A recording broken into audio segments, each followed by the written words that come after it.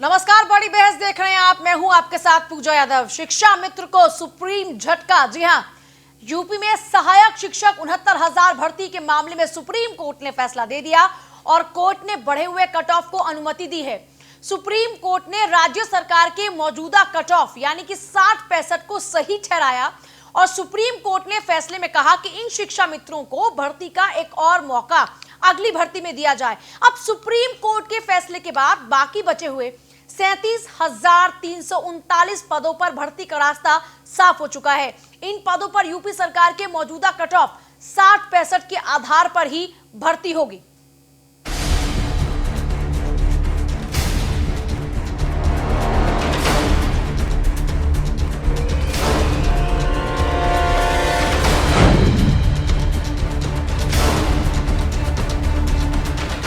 देखिए, एक बार फिर से बड़ा झटका शिक्षा मित्रों को लगा है। आप बखूबी इस बात को जानते हैं कि देश की राजनीति में हमेशा से ही शिक्षकों के साथ में ऐसी वादा खिलाफियां होती रही हैं। शिक्षा मित्रों की उम्मीद पर पानी फिर गया सुप्रीम कोर्ट के फैसले के बाद। 69,000 सहायक शिक्षक भर्ती मामला सुप्रीम कोर्ट ने खारिज की शिक्षा मित्रों की याचिका। हाई कोर्ट के फैसले को बरकरार रखा। सुप्रीम कोर्ट ने बढ़े हुए कट ऑफ को अनुमति दी। शिक्षा मित्रों ने हाई कोर्ट के फैसले को चुनौती दी थी। 40-45 कट ऑफ की मांग कर रहे थे शिक्षा मित्र।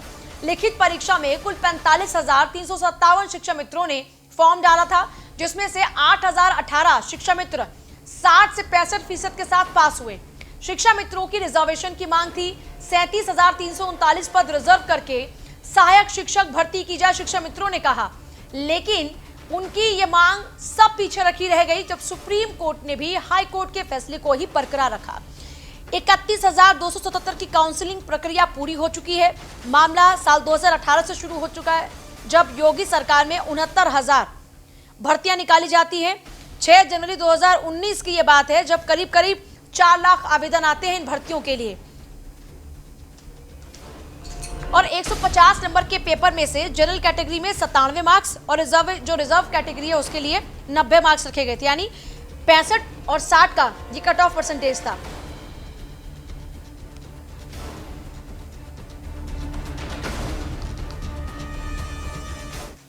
सुप्रीम कोर्ट के फैसले का मुख्यमंत्री ने स्वागत किया है। यूपी सरकार के फैसले पर सुप्रीम कोर्ट ने मुहर लगाई है। सीएम योगी ने कहा, जिनको मौका नहीं मिला उनको एक और अवसर दिया जाएगा। यही बात कोर्ट ने भी दोहराई है। बेसिक शिक्षा विभाग को निर्देशित किया गया है और जल्द ही चयनित अभ्यर्थियों की नियुक्ति प्रक्रिया जारी हो जाएगी, यानी उनके लिए नियुक्ति पत्र जारी हो जाएंगे। सुप्रीम कोर्ट ने यूपी सरकार के फैसले को सही बताया। शिक्षा मित्रों की ओर से दाखिल याचिका को खारिज किया गया। नियुक्ति के दौरान कट ऑफ मार्क्स बदलने को लेकर अनुमति थी। 69,000 शिक्षक भर्ती मामले में कट ऑफ मार्क्स का मामला है ये, जिसमें हाई कोर्ट ने भी यूपी सरकार के फैसले को सही बताया था और हाई कोर्ट के बाद सुप्रीम कोर्ट ने भी सरकार को राहत देते हुए सरकार के फैसले को सही ठहराया है। अब शिक्षा मित्रों की नाराजगी बढ़ रही है क्योंकि सरकार के इस फैसले के खिलाफ में शिक्षा मित्र ही कोर्ट पहुंचे थे।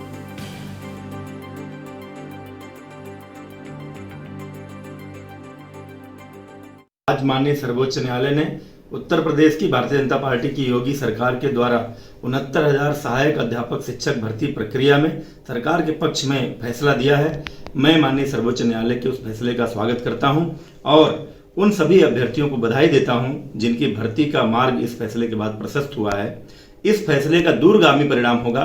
गुणवत्तापूर्ण शिक्षा देने का योगी सरकार का जो निर्णय था, जो प्रारूप था, उस पर मुहर लगाकर माननीय सर्वोच्च न्यायालय ने यह साबित कर दिया है, यह संदेश दे दिया है पूरे देश को कि गुणवत्तापूर्ण शिक्षा हर गांव, गरीब, मजदूर, किसान के बच्चे का अधिकार है, जिसको लेकर उत्तर प्रदेश की योगी सरकार काम कर रही थी। हम 69,000 में से 31,227 पदों पर माननीय न्यायालय के निर्णय के अनुसार ही भर्ती कर चुके हैं। शेष पदों पर माननीय न्यायालय का निर्णय प्राप्त होते ही शेष 37,000 से अधिक पद जो बचे हैं उनकी भर्ती की प्रक्रिया पूरी करेंगे।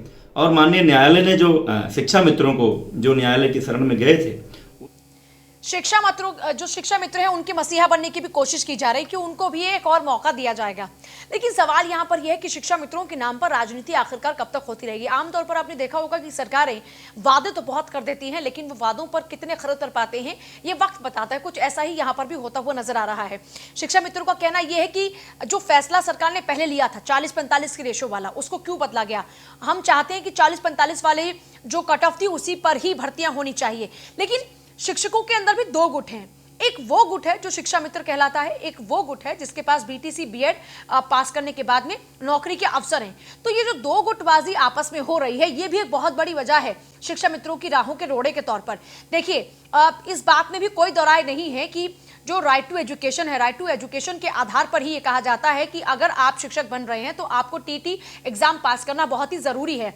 लेकिन शिक्षा मित्रों का कहना यह है कि इतने सालों से जब वो काम कर रहे थे, जब इतने सालों से वो शिक्षा की गुणवत्ता को बेहतर बनाने के लिए और साथ ही साथ बच्चों का जो पढ़ाई का एवरेज है उसको बढ़ाने के लिए जब काम कर रहे थे, ये तमाम जो पैमाने थे वो तब भी लागू होने चाहिए थे।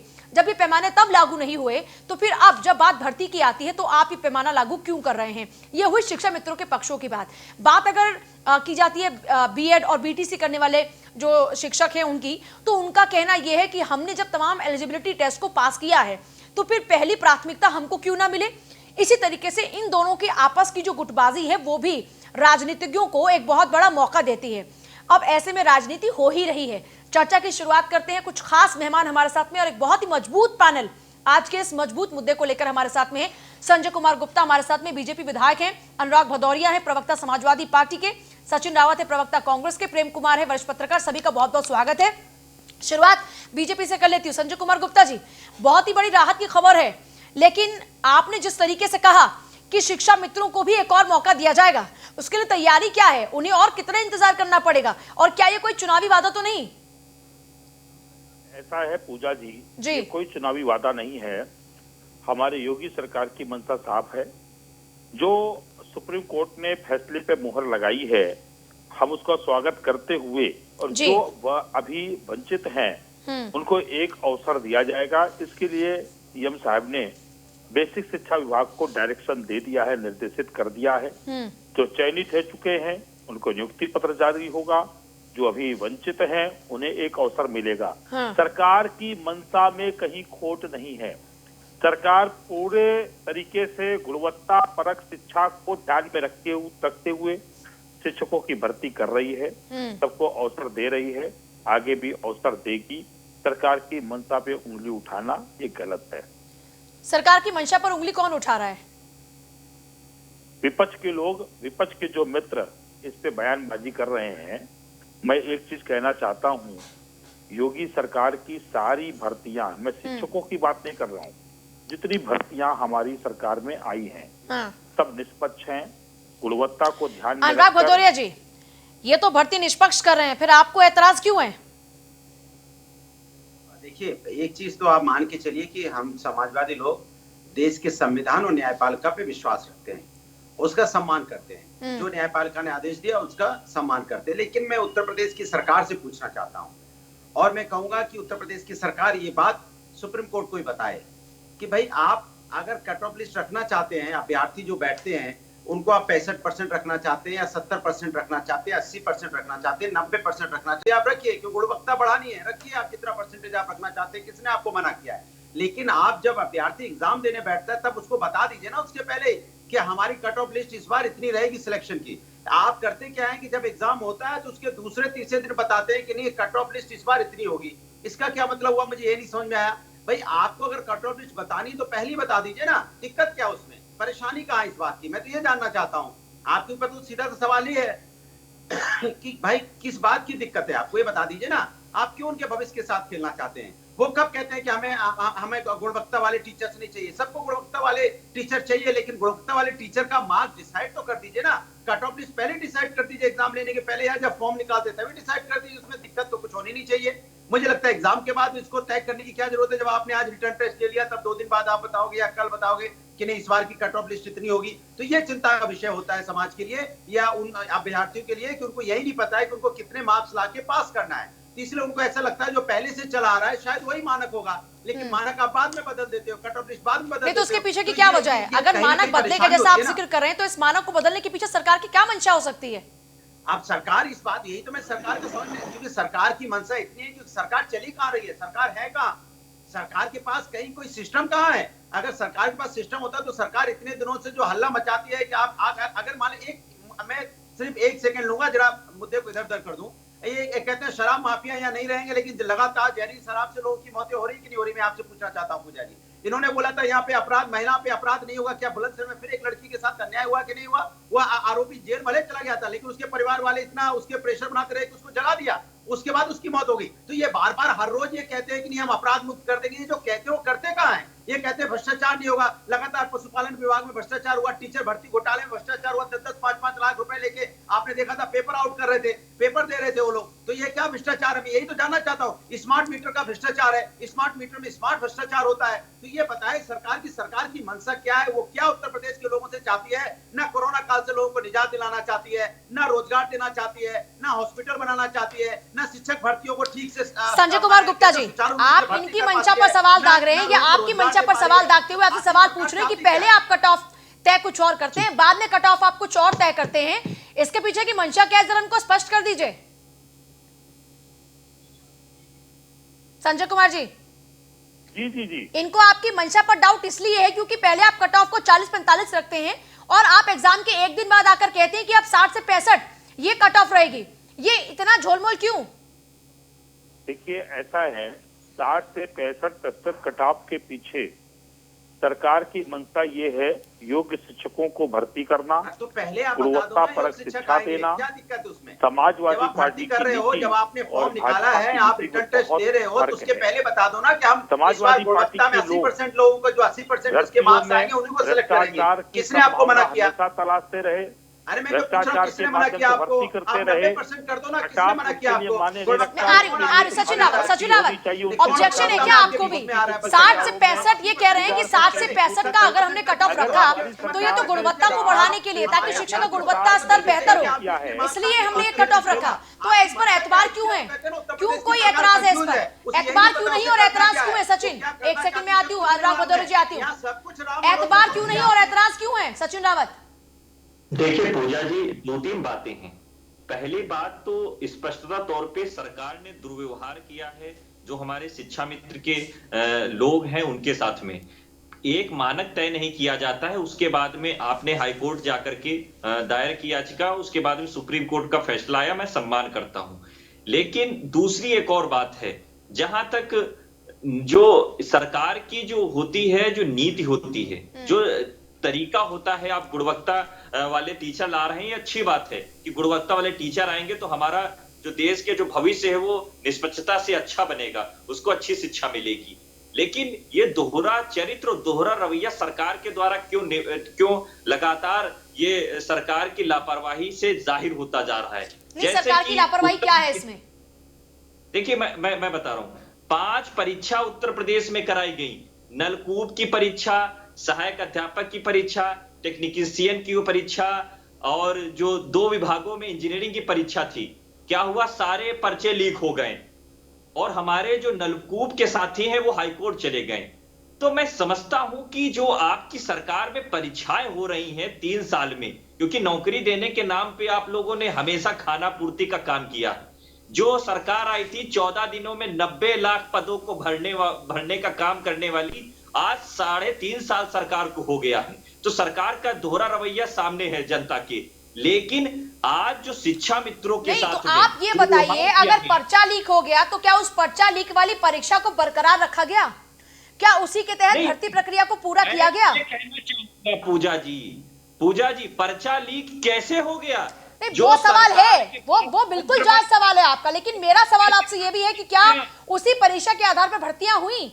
अब जब 69,000 भर्तियों का रास्ता साफ हो रहा है तो उसमें भी आपको लगता है कि सरकार की दोहरी नीतियां हैं? मतलब ये मैं जरा समझना चाह रही हूँ कि विपक्ष उसको थोड़ा और मजबूती के साथ रखे ना, ताकि सवाल पूछ पाए सत्ता पक्ष से। मैं कहना चाहूंगा पूजा जी, जब हमारी शिक्षा मित्र की बहनें राजधानी में प्रदर्शन के दौरान सुहागन महिलाएं अपना सर मुंडन करवा रही थी, तब योगी सरकार के आंख पे मोतियाबिंद हो गया था। तब योगी सरकार को ये सारी चीजें नहीं दिख रही थी।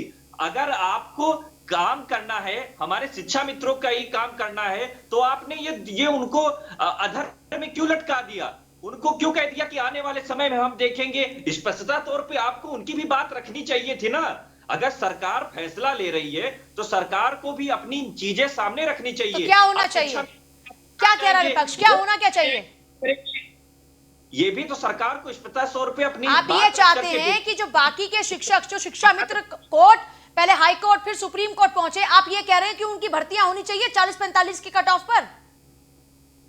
नहीं, 40-45 की कट ऑफ की बात है तो मैं कहना चाहूंगा कि कट ऑफ का जो गुणवत्ता है और कट ऑफ का जो मानक है उसको तय करके उनको भी नियोजित करने का भी काम सरकार को करना चाहिए। क्या इतने दिन से उनसे काम नहीं लिया जा रहा था? क्या हमारे स्कूलों में इतने दिन से वो पढ़ा नहीं रहे थे बच्चों को? तो कम से कम आप जो अनदेखा कर रहे हैं, जो एक ऐसे जो क्षेत्र से जो शिक्षा मित्र के जो लोग हैं वो हमेशा सरकार से ही अपेक्षा रखते हैं। मैं एक और बात कोट करना चाहूंगा पूजा जी, अनुदेशक भी हैं, अनुदेशकों के साथ में दोहरा चरित्र ने सरकार ने लगातार अपनाया है। उनको संजय कुमार गुप्ता जी एक बात बताइए, जब आप इन्हीं शिक्षा मित्रों से बच्चों को पढ़वाते हैं तब कोई पैमाना नहीं होता, लेकिन जब बात इनको पक्का करने की आती है, जब बात इनकी नियुक्तियों की आती है तो सारे पैमाने याद आते हैं। ऐसा क्यों करती हैं सरकारें? देखिए ऐसा है, शिक्षा मित्र की जब नियुक्ति हुई थी उसके पीछे जो सरकार की मंशा थी वो जैसे एक प्राइमरी टीचर में 2 अध्यापक, 1 अध्यापक, 3 अध्यापक हुआ करते थे। शिक्षा मित्र एक सहायता के लिए रखे गए, वो सहायक के रूप में रखे गए थे, वो अध्यापक नहीं थे। उनका पद नाम ही शिक्षा मित्र था। शिक्षक के साथ वो सहयोग करके तो क्या वो सिर्फ अटेंडेंस मार्क किया करते थे? अपना क्या सिर्फ ब्लैक बोर्ड साफ किया करते थे? जब उन्हें हम सहायक अध्यापक का दर्जा देंगे, नहीं, आप मुझे उनका काम बताइए संजय कुमार जी, उनका काम क्या था? अटेंडेंस रजिस्टर में बच्चों की हाजिरी लगाना, ब्लैक बोर्ड पर लिखे हुए अक्षरों को मिटाना, या उस टीचर को चौक पकड़ाना? ये होनी चाहिए ताकि इन सहयोगी शिक्षकों का काम क्या था? एक बहुत बड़ा विषय है।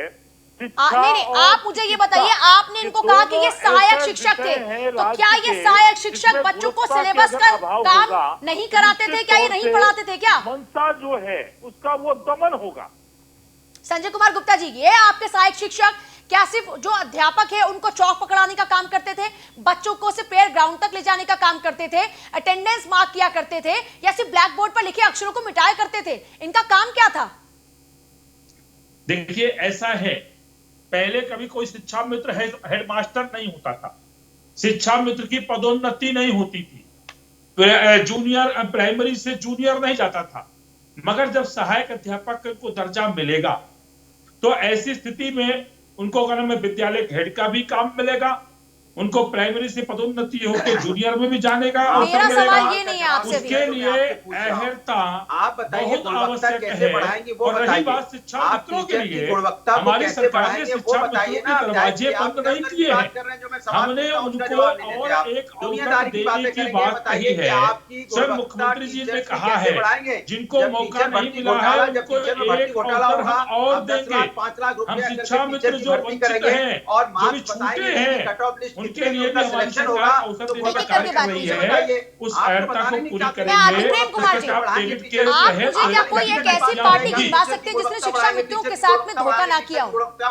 मैं आती हूँ, दोनों के पास आती हूँ, मैं आती हूँ। प्रेम जी, पूजा जी, ये जो पूरी समस्या है ना, इसको आप देखें तो कोर्ट में दोनों पक्ष गए।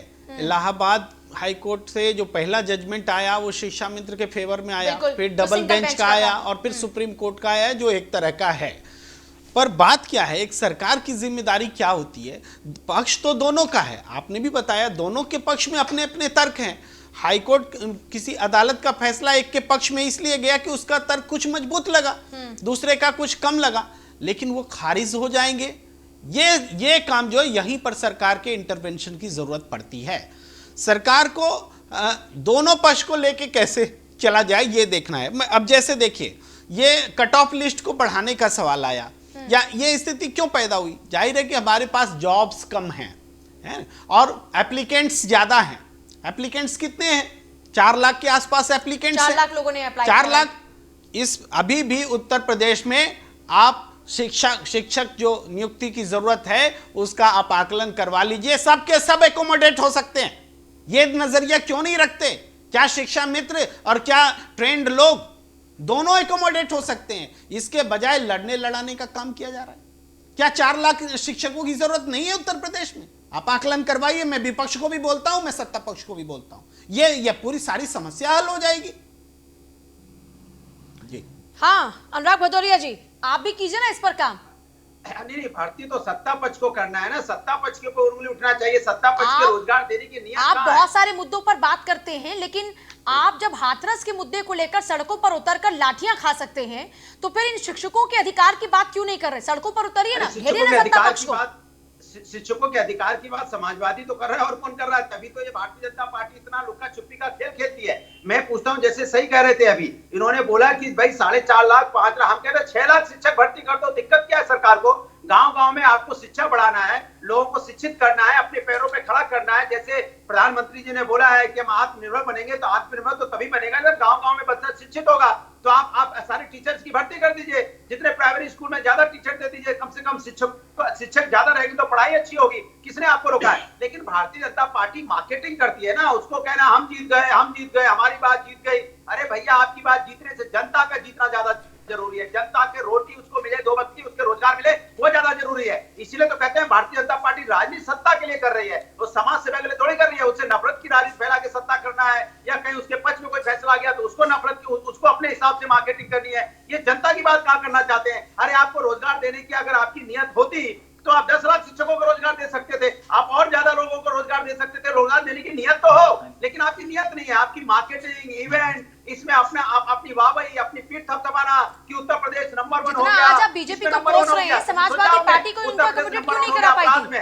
उत्तर प्रदेश नंबर, अनुराग भदौरिया जी, आपके सवालों का जवाब तो मैं लूंगी बीजेपी से, लेकिन आपसे भी सवाल है, ये अकोमोडेशन आप लोग क्यों नहीं कर पाए थे? आपके टाइम में भी तो ये शिक्षा मित्र, आपके टाइम में भी तो ये शिक्षा मित्र नियुक्ति की मांग कर रहे थे। अनुराग भदौरिया जी, आपके टाइम में भी तो थे यही शिक्षा मित्र, आप लोगों से भी तो मांग कर रहे थे कि इनको नियुक्ति पत्र दीजिए, इनको परमानेंट कीजिए। हमारे समय में सिस्टम थे, तो हमारे समय में अच्छे कॉलेजेस बने। आप बताइए, इनको बताइए। नहीं, मैं इनके अकोमोडेशन की बात कर रही हूँ। आपने जो सवाल पूछा, लेकिन सरकार में तो आप भी रहे, इनके अकोमोडेशन के लिए आप लोगों ने क्या किया? हमने डेवलप किया पूजा जी, जो आज शिक्षक का ये फीता काटते घूम रहे हैं। हॉस्पिटल किसने बनवाया जो फीता कट रहा है आज? समाजवादी की देन है। मेरे सवाल का जवाब देने के बजाय बाकी की सारी अचीवमेंट्स गिनवा रहे हैं आप। कॉलेज किसने बनवाए? अनुराग भदौरिया जी, ये रोड किसने बनवाई? संजय कुमार गुप्ता जवाब दीजिएगा। समाजवादी की देन है। नहीं, आपने जो अचीवमेंट की उनकी, मैं उनकी बात नहीं कर रही, मैं आज सवाल कुछ और पूछ रही थी। 17 तक आपकी समाजवादी की सरकार चल रही थी, किसने आपको मना किया था कि शिक्षा मित्रों को नियुक्ति पत्र देके उनको कंफर्म मत करिए? सहायक अध्यापक बनाने के लिए किसने आपको मना किया था? आप जिस रोजगार की बात आप कर रहे हैं, आपने अपनी सरकार में रोजगार देने की बजाय बल्कि हमारे प्रदेश के युवाओं को, टैलेंट को लाइन में खड़ा करके बेरोजगारी भत्ता बांट के उन लोगों का आपने जिस तरीके से मजाक उड़ाया है। संजय कुमार गुप्ता जी, बेरोजगारी भत्ते की बात आप नहीं करते थे क्या? क्या बीजेपी ने बेरोजगारी भत्ते की बात नहीं की? क्या बेरोजगारी भत्ते को बढ़ाने का काम आपने नहीं किया? लोगों को बोलने का तो अधिकार ही नहीं है। हमारी योगी सरकार आने, एक और सवाल संजय कुमार गुप्ता जी के करके बात करते हैं। संजय कुमार, एक सेकंड, संजय कुमार जी, बेरोजगारी भत्ता गुनाह है क्या? आपने सरकार चलाई है, मैं पूछना चाहता हूँ क्या एक एक करके बात कीजिए, खिचड़ी मत पकाइए, बात समझ में नहीं आ रही कौन क्या बोल रहा है। अनुराग भदौरिया जी, एक सेकंड, संजय कुमार गुप्ता बात कंप्लीट कीजिएगा। अनुराग जी, एक सेकंड, लोगों को रोजगार देने की बजाय बेरोजगारी भत्ते के लाइन पे खड़ा कर दिया, 500 रुपया महीने के भीख देने का काम करते। अरे सवाल तो अभी बरकरार है, शिक्षा मित्रों के साथ ये छल छलावा कब तक चलता रहेगा? सवाल तो बहुत बड़ा, ये छोटा सा ब्रेक में यहाँ पे ले रही हूँ, आगे भी लगातार बड़ी बहस जारी। एक बार फिर से चर्चा की शुरुआत करते हैं। सवाल अब भी बरकरार है कि कब तक ये छलावा, यानी छला जाता रहेगा इसी तरीके से शिक्षा मित्रों को रोजगार के नाम पर? कब तक युवाओं के साथ में ये बेरोजगारी का झुंझुना उनके हाथ में थमाया जाएगा? ये बेरोजगारी का झुंझुना इसलिए कह रहे हैं क्योंकि भले ही रोजगार की बात की जाती हो, लेकिन अल्टीमेटली हाथ उनकी बेरोजगारी ही लगती है। अभी भी सोचिए, 69,000 जिन शिक्षकों को भर्ती मिलेगी उनके लिए राहत की बात है, और जाहिर सी बात है विपक्ष को जो बार बार ये कोसता रहा कि इनके पास में रोजगार के अवसर देने के लिए कुछ है नहीं, अब जब 69,000 भर्तियां होंगी तो उसे भी एक पॉजिटिव वे में देखना चाहिए, लेकिन विपक्ष पॉजिटिव वे में इसको नहीं देखेगा। सत्ता पक्ष के पास है भुनाने के लिए बहुत अच्छा खासा मौका है। तो चलिए चर्चा की शुरुआत करते हैं। तमाम मेहमान लगातार बने हुए हमारे साथ में। सचिन रावत हमारे साथ कांग्रेस से बने हुए हैं, समाजवादी पार्टी से अनुराग भदौरिया फिलहाल हमारे साथ में नहीं है, संजय कुमार जी बीजेपी से विधायक हमारे साथ बने हुए, प्रेम कुमार जी लगातार बने हुए। संजय कुमार गुप्ता जी, आपने ये कह तो दिया कि एक बार फिर से मौका दिया जाएगा, लेकिन आपके इसी कार्यकाल में मौका मिल जाएगा क्या शिक्षा मित्रों को? इसी कार्यकाल में मौका मिलेगा, बहुत जल्द मौका मिलेगा। हमारी योगी सरकार नियुक्ति पत्र वितरित करने के लिए कटिबद्ध है। जिनको अवसर मिल चुका है उनको तत्काल नियुक्ति पत्र मिलेगा, जिनको अवसर नहीं मिला है उनको अवसर दिया जाएगा। सरकार की मंशा साफ है, गुणवत्ता परक शिक्षकों की भर्ती हम करेंगे। जो इस बार चयनित नहीं हुए हैं उन्हें अवसर देंगे। शिक्षा मित्र भी हमारे बंधु हैं, हमारे परिवार के हैं, उनसे हमारी हमदर्दी है। इन शिक्षा मित्रों के लिए अगली बार कट ऑफ क्या रहेगा, 40-45 या फिर 60-65? और सुप्रीम कोर्ट जैसी, उच्चतम न्यायालय जैसी संस्था ने अगर उस पर मुहर लगाई है तो इसके मतलब, लेकिन हाई कोर्ट की सिंगल बेंच ने कि सरकार की मंशा क्या हाई है। कोर्ट की सिंगल बेंच ने उन शिक्षा मित्रों की याचिका पर फैसला उनके पक्ष में क्यों सुनाया था? अनावश्यक राजनीति कर रहे हैं। सारे शिक्षा मित्र चयनित हो संजय जी, आप जो 69,000 भर्तियां देंगे, जो नियुक्तियां करेंगे, बहुत अच्छी बात, तालियां उसके लिए। संजय जी, जवाब उस पर भी दीजिए। संजय जी, 4 लाख आवेदन आए, 69,000 भर्तियों के लिए 4 लाख आपके पास आवेदन आए, बाकी के लोगों का क्या करेंगे? बेरोजगारी की दर को समझिए, आपने ओडीओपी दिया, आप ऋण लेकर आ रहे हैं, लेकिन उसके बावजूद भी इतने लोग अगर बेरोजगार है तो उनका क्या करेंगे? आपने ओडीओपी योजना के तहत आत्मनिर्भरता की ओर कदम बढ़ाने के लिए युवाओं को प्रेरित किया, बिल्कुल ठीक। आपने यहाँ पर जो शिक्षा मित्र हैं उनको फिर से मौका देने की बात की, लेकिन 4 लाख आवेदन आए थे आपके पास में 69,000 भर्तियों के लिए। ये जो बाकी के और लोग बच जाते हैं 3 लाख से ज्यादा, आप बेरोजगारी दर को जरा समझिए, उनका क्या करेंगे? क्या इस बार फिर से भर्तियां निकलेगी दूसरी? क्योंकि अब आपके पास ज्यादा वक्त तो है नहीं। देखिए पूजा जी, हमारे पास जितनी छात्र संख्या होगी उसके अनुपात में जितने टीचरों की आवश्यकता होगी, तो क्या अनुपात है? हम उतने ही टीचरों की उत्तर प्रदेश में क्या अनुपात है? 4 लाख आवेदन आए हैं, ये सत्य है। उत्तर प्रदेश में क्या अनुपात है? लोगों को एक साथ नौकरी, क्या आप इस बात को दरकिनार कर सकते हैं कि 69,000 भर्तियों के बाद भी मैं पूछना चाहता हूँ, उत्तर प्रदेश के कई स्कूलों में अध्यापक नहीं है? उसके पहले 5 साल बहुजन समाज पार्टी की सरकार थी, उन्होंने कितनी भर्तियां किया है? आप जो सवाल पूछ रहे हैं बिल्कुल सही, वो जो नहीं कर पाए उसीलिए आपको मौका दिया। कितने आप जो कर रहे हैं वो नहीं कर पाए, इसलिए आपको मौका दिया गया। सचिन रावत, आप जितनी उंगलियां उठा रहे हैं, आपके कार्यकाल में भी जहां कांग्रेस रही है अन्य राज्यों के अंदर भी, वहां पर भी खूब लाठियां भी चली है कि आप देखिए शिक्षकों के ऊपर, भर्तियों को लेकर आपने भी खूब वादे किए और बीजेपी भी खूब वादे करती रही, लेकिन आप खुद को कटघरे से बाहर कर ले, ये कैसे पॉसिबल है? देखिए पूजा जी, मैं देश का युवा जो है सरकार से अपेक्षा रखता है, आप अगर उन युवाओं को नौकरी देगी तो मैं आपके चैनल पे बैठ करके यहीं सरकार की तारीफ करूंगा। लेकिन जब मुख्यमंत्री जी, जो एक गंभीर पद होता है, वो मुख्यमंत्री जी का ही बयान था संजय जी, कि मुख्यमंत्री जी ने कहा था कि उत्तर प्रदेश का युवा अयोग्य है, नौकरी लायक नहीं है, हमारे पास रोजगार है लेकिन हम उनको कैसे दें, ये एक पहली बात। और रही दूसरी बात, आपने शिक्षा मित्र की बात कही, आपने सहायक अध्यापक की बात कही, ठीक है, अच्छी बात है, सुप्रीम कोर्ट का फैसला है, सभी लोग सम्मान कर रहे हैं, लेकिन सचिन रावत जी, मैं आपको, आप क्योंकि बीजेपी पर सवाल उठा रहे हैं ना, तो मैं आपके भी मुख्यमंत्री की आपको बात याद दिला देती हूँ। हरियाणा के मुख्यमंत्री रहे भूपेंद्र सिंह हुड्डा ने भी, जब उनसे पूछा गया कि गुड़गांव में इतनी इंडस्ट्री, इतनी कंपनीज आप लेकर आए, तो फिर युवाओं को रोजगार यहाँ क्यों नहीं दिला पाते हैं, तो उनका भी यही कहना था कि यहाँ का युवा उतना योग्य नहीं है कि वो एमएनसी में काम कर पाए। तो फिर आपकी जहां सत्ता थी वहां पर आपकी मुख्यमंत्री ये बात कहते हैं, और अगर यहाँ पर आप इनके मुख्यमंत्री की बात याद दिला रहे तो फिर दोनों मुख्यमंत्री में फर्क क्या हुआ? तो जनता को तो आप दोनों ठग रहे हैं, इसका मतलब। उत्तर प्रदेश से बिलोंग करता हूं और लखनऊ की मैं बात कहना चाहूंगा कि जब 2 बार इन्वेस्टर समिट की गई, करोड़ों अरबों रुपए पानी की तरीके बहा दिए गए, उन्होंने कह दिया कि अगले महीने में लाखों लाख युवाओं को रोजगार मिलने वाला है। 3 साल इन्वेस्टर समिट को हो गए पूजा जी, कितने युवाओं को रोजगार मिला? कितनी कंपनियों ने हमारे उत्तर प्रदेश के युवाओं को रोजगार दिया, ये भी बताना चाहिए। लेकिन मुझे एक कहावत याद आती है कि मोदी जी की कहावत है, उसको योगी आदित्यनाथ जी आज फॉलो कर रहे हैं कि मोदी नीति सदा चली आई, जो कह जाए उसे कभी ना निभाई। तो योगी जी कैसे अछूते रहते हैं? अगर मोदी जी 2 करोड़ का जुमला दे सकते हैं तो योगी जी भी करोड़ों और लाखों नौकरियां जो उन्होंने कोरोना काल में दे दी, उन्होंने व्यक्तित्व में कहा कि हमने करोड़ों लाखों नौकरियां कोरोना काल में दे दी। तो आज जो है सरकार में इतना विरोधाभास क्यों है? संजय कुमार गुप्ता जवाब दीजिएगा। जी को स्पष्ट देखिए तौर ऐसा पे है कह कि देना कहावत कि जो अब है शिक्षा मित्रों के लिए कांग्रेस के साथी जब इस तरह बोलते बड़ी हंसी आती है। जिस कांग्रेस की कोई नीति नहीं है, जिस कांग्रेस की कोई पॉलिसी नहीं है, 10 साल केंद्र में एक गूंगी बहरी सरकार का संचालन किया कांग्रेस के लोगों ने, या जिन राज्यों में आज भी राजस्थान में इनकी कांग्रेस की सरकार चल रही है, मध्य प्रदेश में भी सरकार बनाए थे, जनता ने उखाड़ के कमलनाथ को फेंक दिया, और भी बाई इलेक्शन में भी अपनी औकात देख लिए है कि कांग्रेस की औकात क्या है जनता के बीच में। देखिए एक बात आप जान लीजिए, हमारी सरकार की मंशा स्पष्ट है, हम नौकरी देना चाहते हैं। इन्वेस्टर समिट की आप बात कर रहे हैं, इन्वेस्टर समिट के माध्यम से जितने OMU साइन हुए, जितना हम लोगों ने धरातल पे उतारा है, निजी निवेश को बढ़ाया है, आत्मनिर्भरता की तरफ इस प्रदेश को बढ़ाया है, आज देश प्रदेश आत्मनिर्भर प्रदेश हुआ है।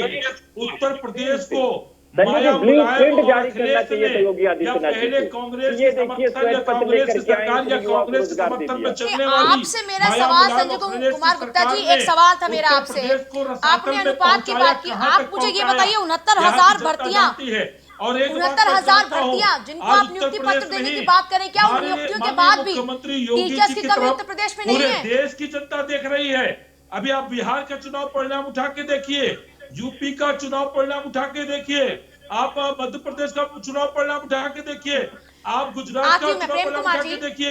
ये बहुत हास्यास्पद है। मैं आती हूँ संजय कुमार जी, मैं आती हूँ एक सेकंड, ये बहुत हास्यास्पद नहीं है कि जिन सहायक शिक्षकों से हम बच्चों को पढ़वा लेते हैं, लेकिन जब बात आती है पक्का करने की तो हम पैमाने गिनवाते हैं। ये दोहरे मापदंड क्यों है? ये एक सरकार की बात नहीं है, यहाँ ये बीजेपी सरकार है इसकी बात नहीं है, ये आमतौर पर हर सरकार की बात है। योगी पे पूरा भरोसा है। संजय कुमार जी आती हूँ मैं आपके पास, ये बड़ा सवाल है। संजय कुमार जी आती हूँ मैं आपके पास, संजय कुमार जी आती हूँ, एक सेकंड रुक जाइए प्रेम कुमार जी। इतनी बड़ी ये बहुत पुराना सवाल है सबको नौकरी एक साथ दिया जाना संभव नहीं है। जो परमानेंट नेचर ऑफ जॉब होता है, जिस जॉब का नेचर परमानेंट होता है, हम वहां पर अस्थायी रूप से कुछ नियुक्तियां कर लेते हैं, और अस्थायी रूप से नियुक्तियां इस आधार पर होती है कि अभी जो जिस कैपेसिटी में है, आर्थिक क्षमता है, उसमें हम इसको करते हैं, लेकिन आने वाले समय में चूंकि ये नियुक्तियां परमानेंट नेचर की हैं, तो यहाँ परमानेंट उनको किया जाएगा, और इसी भरोसे के साथ उसमें लोग जुड़ते हैं।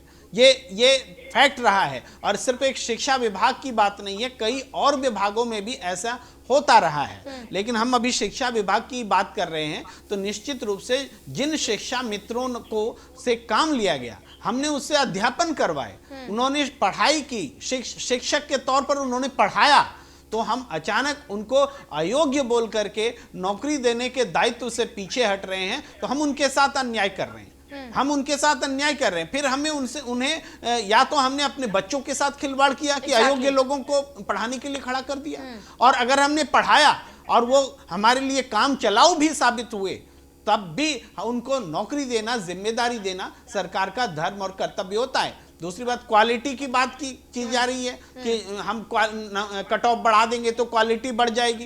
पहली बात तो यह है कि जब ट्रेंड शिक्षक हैं तो क्वालिटी की बात तो होनी नहीं चाहिए उनके मामले में, जिसने सारी ट्रेनिंग ले रखी है। अब क्या क्वालिटी आप चेक करेंगे? उनको तो सीधे नियुक्ति पत्र दिए जाने चाहिए जिन्होंने सारी अर्हता अपने पास रखी हुई है। हाँ, आप शिक्षा मित्र के मामले में कह सकते हैं जिनके पास वो टेक्निकलिटीज नहीं है, फिर भी उनके पास अनुभव है, तो इस आधार पर हमें एक ऐसा फॉर्मूला निकालना चाहिए के नाम पर ये कहना कि हम आपको प्रिविलेज देंगे, जैसे कहा जा रहा है कि अगली भर्तियों में हम आपको मौका देंगे, ये कैसे मौका देने की बात की जा रही है?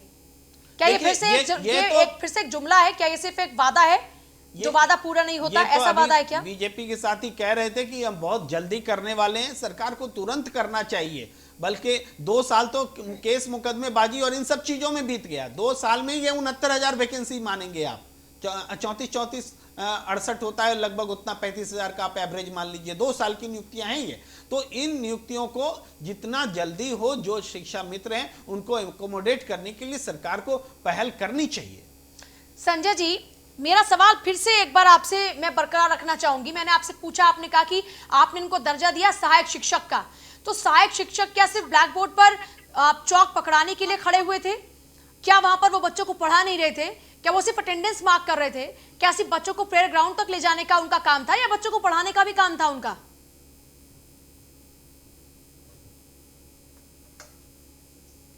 संजय जी देखिए, ऐसा है पूजा जी, मैं आपको फिर से कह रहा हूं, शिक्षा मित्र की जब योजना लाई गई थी, उसके पीछे सरकार की मंशा ये थी कि जिन प्राइमरी स्कूलों में 1-2 टीचर हुआ करते थे, कक्षाएं 4-5 हुआ करती थी, तो एक कम क्वालिफिकेशन पे, इंटरमीडिएट पास पे, उस समय जो शिक्षक का एक न्यूनतम अर्हता था, उस पे शिथिलता देकर एक शिक्षा मित्र की पोस्ट निकाली गई, शिक्षा मित्र रखे गए, सहायक अध्यापकों के साथ लगकर उन्होंने शिक्षण कार्य में अपना सहयोग प्रदान किया। ये सब जानकारी संजय जी मुझे भी है। शिक्षा मित्रों को हमें सहायक अध्यापक बनाना है। शिक्षा मित्र हमारे मेरा सवाल ये नहीं है, आपकी सरकार में क्योंकि ये योजना शुरू नहीं हुई, ये योजना कांग्रेस के कार्यकाल में शुरू हुई, इसके लिए कांग्रेस भी जिम्मेदार है। एक अर्हता को तय किया है, उसमें हम अपने सभी शिक्षा मित्रों को जो चयनित हो गए हैं उनको संजय जी मेरे आप एक सवाल का जवाब दीजिएगा, हुए हैं उनको टेम्परेरी बेसिस पर क्या एक 12वीं पास शिक्षक को किसी बच्चे के भविष्य को बनाने की जिम्मेदारी देना, क्या ये जायज है? भाग्य मैदान छोड़ के तो दिखाइए नहीं Sanjay ji, right to education, शिक्षा का अधिकार देने के लिए इन शिक्षा मित्रों का सहयोग लेना, उनकी सहायता लेना जायज है? विषय में क्या कहूँ संजय जी, नेता के तो बयान मेरा सवाल कुछ और है आपसे, क्या ये जायज है? प्रदेश में, इस देश में अचानक कोई संजय जी क्या ये जायज है? अचानक सब कुछ चेंज हो जाएगा। धीरे धीरे ये प्रदेश आत्मनिर्भर बन रहा है, योगी जी आत्मनिर्भर बना रहे हैं, मोदी जी की नीतियां पूरे देश को आत्मनिर्भर बना रही है, देश स्वावलंबी हो रहा है, स्वरोजगार की तरफ भी लोग बढ़ रहे हैं, आप मेरे सवाल का जवाब नहीं दे रहे हैं। इसलिए ये कहना गलत है कि हमारा क्यों सचिन रावत जी, हम अपनी इसी सरकार सचिन मैं चलिए आती हूँ आपके पास, शायद आप तक मेरी आवाज नहीं पहुंच रही। सचिन रावत जी ये बताइए, जब कांग्रेस सरकार ये राइट टू एजुकेशन की बात करी थी, जब आपने कहा कि हर बच्चे तक एजुकेशन पहुंचाएंगे, स्कूल चलो, ऐसे तमाम अभियान आप लोगों की ओर से चलाए जा रहे थे केंद्र स्तर पर, तब आप इन सहायक शिक्षकों की सहायता लेते हैं, तब सब कुछ जायज होता है, लेकिन आज ये सब कुछ गैर जायज कैसे हो जाता है? आपने इनके लिए तभी परमानेंट जॉब का प्रावधान क्यों नहीं किया? नींव तो आपने डाली थी ना, ये कच्ची नींव तो आपने डाली। देखिए पूजा जी, मैं कहना चाहूंगा कि राइट टू एजुकेशन के तहत हमने शिक्षा मित्रों की नियुक्ति उस समय की थी और अध्यापक के साथ में शिक्षा मित्र भी सहायक रूप में होते थे। कच्ची नींव क्यों डाली आपने? राजनीति का मौका तो आपने दिया ना, आपने शुरुआत की गलत, आपने क्यों उम्मीदें पालनी शुरू उनके मन में उम्मीदें लानी शुरू कर दी? आपकी बदौलत आज ये हालात हो गए हैं कि वो दर दर की ठोकरें खा रहे हैं। जब इस्तेमाल करने की बात आई तो खुद उनका इस्तेमाल कर लिया और तमाम सरकारें वादे करती रही, लेकिन जब परमानेंट करने की बारी आती है तो सब लोग पैरामीटर्स की बात करते हैं। क्यों? मैं इस बात का कतई बिल्कुल समर्थन नहीं कर रही हूं कि जो पैमाना है, जो मापदंड है, वो फॉलो ना किया जाए, मैं सिर्फ बात नीयत की कर रही हूं। सचिन रावत, सचिन रावत आवाज पहुंच रही है आप तक? सचिन रावत जी को जवाब ही नहीं सूझ रहा है, क्या जवाब दे? शायद आवाज नहीं पहुंच रही है, लेकिन आप मुझे इस बात का जवाब दीजिए ना। प्रेम कुमार जी पहले कुछ कहना चाह रहे हैं। प्रेम कुमार जी, ये स्थिति जिन किसी राज्यों में वो तब होती है कि जब हमें शिक्षक की तुरंत जरूरत है, लेकिन हमारे पास ट्रेंड टीचर नहीं है, तो ऐसे केसेस में ये तात्कालिक कदम उठाए जाते हैं, लेकिन इसलिए नहीं कि इस व्यवस्था को परमानेंट कर दिया जाए और बहुत लंबे समय तक इस व्यवस्था को बनाए रखा जाए, और फिर जिनकी हम सेवा लेते हैं। पर मेरा इस पर एक ऑब्जेक्शन है, मैं इस पे ऑब्जेक्शन इसलिए कर रही हूँ, मैं फिर इस बात को दोहरा रही हूँ कि मैं इस बात का बिल्कुल भी समर्थन नहीं करती कि जो पैरामीटर्स तय किए गए हैं उन पैरामीटर्स को फॉलो ना किया जाए। मैं एक जायज बात कह रही हूँ कि जायज क्या है। जायज बात यह है कि आप, जैसा आपने कहा कि तत्कालिक रखा जा सकता है, तत्कालिक रूप में भी क्या हम उनका हम सहारा नहीं ले रहे हैं? क्या हम उनके जरिए काम नहीं ले रहे हैं? जब हम काम ले रहे हैं तो फिर ये पैरामीटर्स हमने क्यों तय किए हैं? या तो आप अपने जो पैरामीटर्स आपने तय किए, इसका मतलब बच्चों के साथ खिलवाड़ कर रहे हैं आप। बिल्कुल, दोनों सवाल जायज हैं कि जब हमने शिक्षा मित्र तय किए तो निश्चित रूप से उस समय अगर हमारे पास ट्रेन टीचर की संख्या कम पड़ गई और हमें पढ़ाने वाले ज्यादा चाहिए, तो उस स्थिति में एक ऐसा डिसीजन लिया गया, लेकिन उसको हम परमानेंट तो नहीं कर सकते ना। और क्या तब कोई एलिजिबिलिटी टेस्ट रखा गया? उनके लिए भी तो आप फिर यही सारे पैरामीटर्स रखते हैं ना जो हैं आमतौर पर। आप उनके लिए भी वही टीटी टेस्ट की बात कीजिए, आप उनके लिए भी बीएड का कंपल्शन रखिए, आप उनके लिए भी बीटीसी का कंपल्शन रखिए, उनके लिए ये कंपल्शन क्यों नहीं होता? बिल्कुल, अगर ये कंपल्सन रखे जाते, मैं वही कह रहा हूं कि जब शिक्षा मित्र एकोमोडेट हुआ, जब इस सोच की जन्म हुआ, इस सोच का जन्म कब हुआ? स्कार्सिटी में हुआ ना, कि हमारे पास ट्रेंड लोग नहीं है तो हम कैसे क्या करें। तब उस स्थिति में ये हमने समझौते किए, हमारी सरकारों ने, इस सरकार ने, देश की तमाम सरकारों ने ऐसे किए, कई प्रदेशों में ऐसी व्यवस्था है। तो लेकिन ये समझौते तात्कालिक होंगे ना, परमानेंट तो नहीं हो सकते। क्यों इस सिस्टम को आगे प्रमोट किया गया सचिन रावत? पूजा यादव जी, मैं कहना चाहूंगा एजुकेशन की पॉलिसी लेकर कांग्रेस पार्टी आई। संजय जी जरा कांग्रेस वालों से जवाब ले लें एक बार, बहुत सवाल पूछे हैं आपसे, बहुत आगे सरकार चलाना। सचिन रावत जी, आपने मेरे सवाल सुने क्या? समझौते के तहत सारे कार्य, लेकिन बच्चों को और बेहतर भविष्य के लिए उनको नियुक्त किया गया, जिससे कि आने वाले समय में उनको नहीं, आप मुझे जस्टिफाई कीजिए इस बात को। तात्कालिक रूप से एक 12वीं पास से आप बच्चे का भविष्य बनवा रहे हैं, लेकिन जब बात आती है उनको नियुक्ति देने की, तो आपको उन्हीं बच्चों की शिक्षा की गुणवत्ता के लिए एक बेहतर शिक्षक चाहिए। ये दो अलग अलग पैमाने कैसे हो सकते हैं? वो चाहे आप हो, वो चाहे बीजेपी हो, वो चाहे कोई अन्य पार्टी हो, कैसे सचिन रावत, कैसे दो अलग अलग पैमाने हो सकते हैं? देखिए, मैंने पहली बात में स्पष्ट तौर पे कहा कि सहायक अध्यापक के साथ में शिक्षा मित्र को लगाया गया था, और इस वजह से लगाया गया था कि हमारे जो ग्रामीण तबके के जो स्कूल थे, प्राथमिक जो स्कूल होते हैं, उसमें कक्षा 1 से लेकर के 5 तक एक बात फिर सचिन रावत जी, तो क्या जिन आपने शिक्षा मित्रों को लगाया था, जिस भी सोच के साथ लगाया था, वो बच्चों को पढ़ा नहीं रहे थे क्या? वो नल से पानी पिलाना और उनको वॉशरूम तक लेकर जाना, ब्लैक बोर्ड को साफ करना, उनका ये काम तो नहीं था शायद? पढ़ा रहे थे, और उस सरकार से उन्होंने मांग की, पढ़ा रहे थे ना, वो पढ़ा रहे थे कि नहीं पढ़ा रहे थे? फिर आप लोग ही वादा करते हैं उनसे कि हम आपको परमानेंट करेंगे, क्यों करते हैं ऐसे झूठे वादे आप लोग? आप हो, बीजेपी हो, कोई भी पार्टी हो, क्यों झूठे वादे करते हैं आप ऐसे? मेरा सवाल सिर्फ सरकार से ये है कि उनको अनदेखा क्यों किया जा रहा है? जहां तक गुणवत्ता वाले टीचर आप लेकर के आइए, हम कहेंगे अच्छी पहल है। अरे आप कच्ची नींव क्यों डालते हैं? कच्ची नींव क्यों डाली आपने? इसका भी तो जवाब दे दीजिए। पूजा जी, उनकी लड़ाई सड़क से लेकर के सदन तक कांग्रेस पार्टी लड़ेगी। अरे कच्ची नींव तो आपने डाली, आपने वो मौका दिया कि लोग इस पर राजनीति करें, आपने तात्कालिक फायदे के लिए आपने वो कच्ची नींव डाली।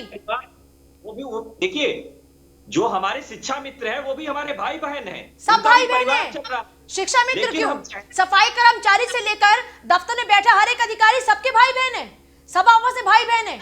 लेकिन भाई बहन समझ कौन रहा है? सब तो अपनी अपनी राजनीति कर रहे हैं। आपने की अब ये कर रहे हैं, कल को कोई और करेगा जो कोई और सत्ता में होगा, धोखा क्यों करते हैं आप लोग अपने राजनीतिक फायदे के लिए? क्यों करती है संजय कुमार गुप्ता जी, संजय कुमार गुप्ता जी, कांग्रेस ने जो नींव डाली, आपने भी उसको खूब पनाह दी और आपकी सरकार ने भी उनके खूब सहयोग लिया, लेकिन जब बारी आती है उनको परमानेंट करने की, तो सब परहेज क्यों करने लग जाते हैं? फिर शिक्षा की गुणवत्ता क्यों याद आती है?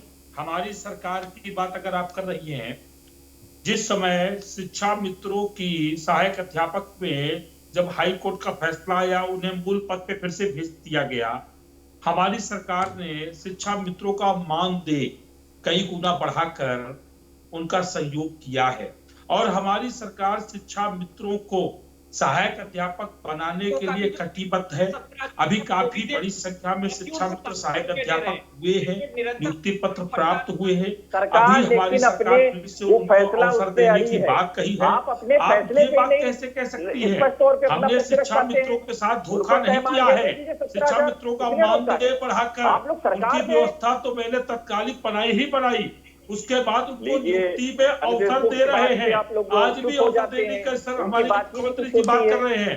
पूर्ववर्ती सरकारों ने शिक्षा मित्रों के साथ हमेशा धोखा किया है, हमेशा छलावा किया है।